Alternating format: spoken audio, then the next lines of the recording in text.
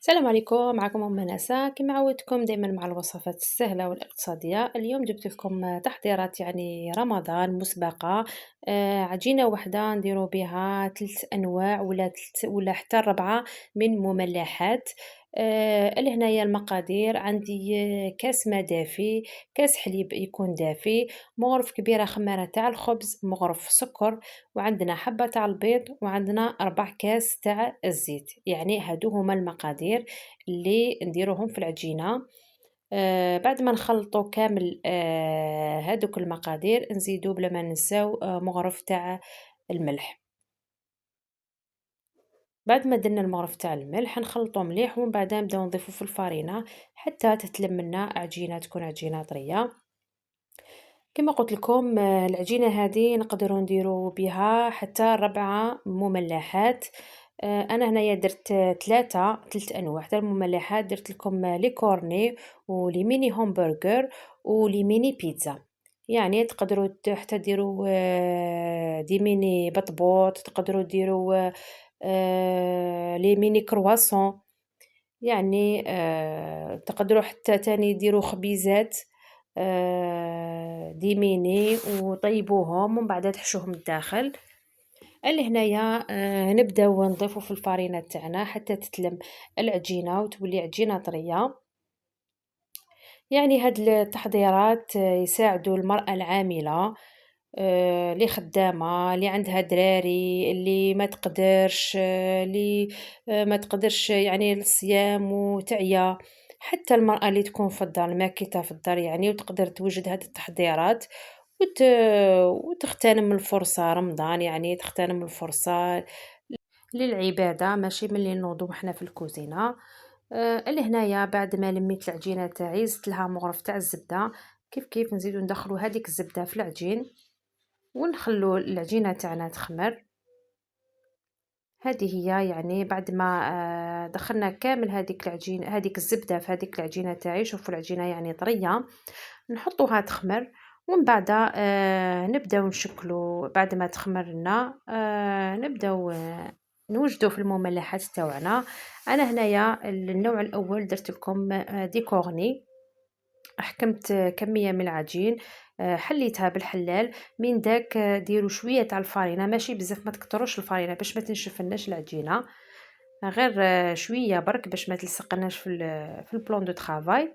نحلو لاباط تاعنا ومن بعد نقطعوها شرائح. دوك تشوفوا يعني نقطعوها شرائح ونبداو نروليو فيها على لي مول تاوعنا، على لي كورني هادوك.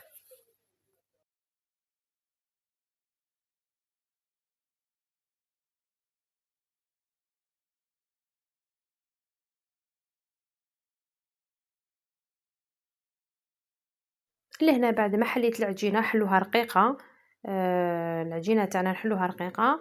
نبداو هنايا نقطعو شرائح، يعني شرائح ماشي رقاق بزاف وماشي أعراض بزاف.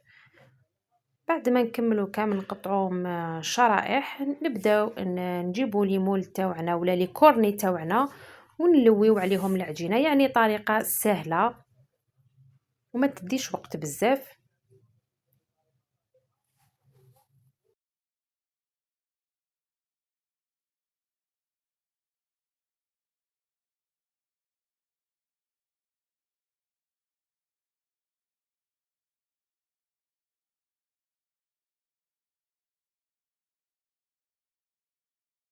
لهنا بعد ما كملت كامل درتهم شرائح نجيبو لي كورني تاوعنا ونبداو نلوو عليهم العجينة كما راكم تشوفوا لهنا. يعني طريقة راهي موضحة في الفيديو.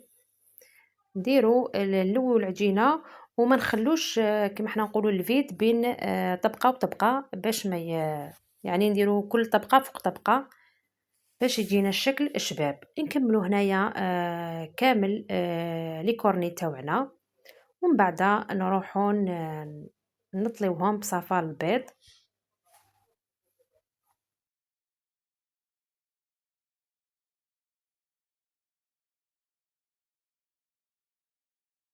يعني طريقة راهي سهلة كما شفتوا. تقدروا بلا ما ترفدوا العجينة، يعني غير غير هكذا كيما شفتوا وتقعدوا تلووا العجينة على الكورني تاعنا.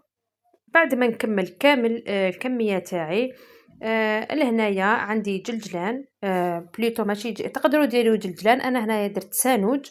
وهنايا عندي صفار حبة بيض، زدت لها شوية تاع الحليب، ندهنوا لي كورني تاوعنا بالبيض، ونزيدو من الفوق جلجلان ولا سانوج. انا هنايا درت سانوج، يعني اختياري، اللي يحب جلجلان اللي يحب سانوج، تحبي تخلطيهم ديريهم كيف كيف يزوج ونديروهم يطيبوا. هنايا لي كورني تاوعنا ما تخلوهمش يخمروا، يعني غير توجدوهم، تكونوا شعلتوا الفور على 180 درجة، نديروهم يطيبوا.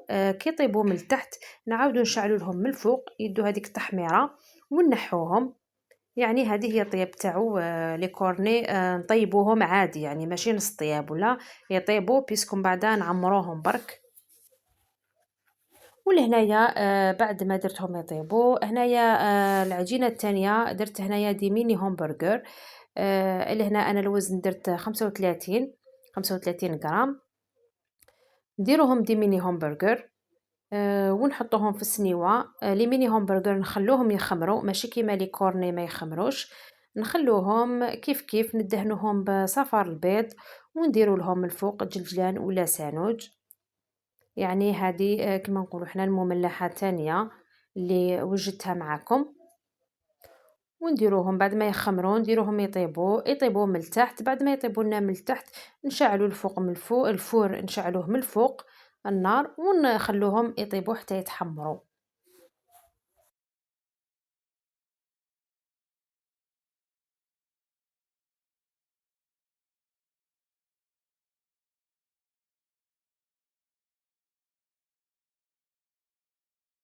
بعد ما كملنا لي ميني همبرجر تاوعنا لهنايا درت حندير لي ميني بيتزا.